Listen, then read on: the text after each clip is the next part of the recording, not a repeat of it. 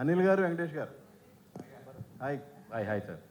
Sir, ఏకంగా producer మీద IT raids వచ్చే స్థాయికి ఈ సినిమా కలెక్షన్ రావడం మీద మీ అభిప్రాయం ఏంటి? అయిందా? నిజమా?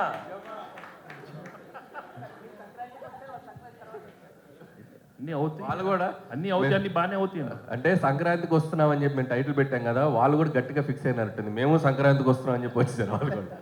కాదు, అరే అనిల్ గారు, ఇప్పుడు పాప మీ ప్రొడ్యూసర్ ఏమో బాధలు ఉంటే మీరు సక్సెస్ చేసుకోవడం కరెక్ట్. మా ప్రొడ్యూసర్ బాధలో లేరండి. ఇండస్ట్రీలో చాలా మంది మీద జరుగుతున్నాయి రైట్స్, ఆయన ఒక్కడి మీద జరగట్లేదు. అండ్ ఇట్స్ చాలా ఇది ఒక ప్రాసెస్లో భాగమే. ప్రతిసారి 2 ఏళ్ళకి ఒకసారి 3 ఏళ్ళకి ఒకసారి ఇండస్ట్రీ మీద కానీ బిజినెస్ సర్కిల్స్లో కానీ ఐటీ రైట్స్ జరగడం సర్వసాధారణం.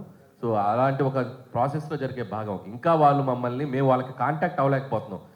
ఎవరో డ్రైవర్స్ నుంచి దొంగచాటుగా అక్కడక్కడ పట్టుకుని, సార్ మేము ఇలాంటివి చేస్తున్నాం అంటే రాజుగారు ఒకటే చెప్పారు, మేము వచ్చినా రాకపోయినా మీరు ప్రమోషన్స్ కానీ ఇంట్రాక్షన్స్ కానీ ఏవి ఆపొద్దు, ఈ సినిమా విజయాన్ని ప్రజల మధ్య మీరు పంచుకుంటూనే ఉండండి. వాళ్ళ క్లియర్ ఇన్స్ట్రక్షన్ మాకు ఉంది కాబట్టి హ్యాపీగా మేము మా పనిలో మేము సినిమా గురించి, ఇదేదో మా పర్సనల్ ఇది కాదు, సినిమా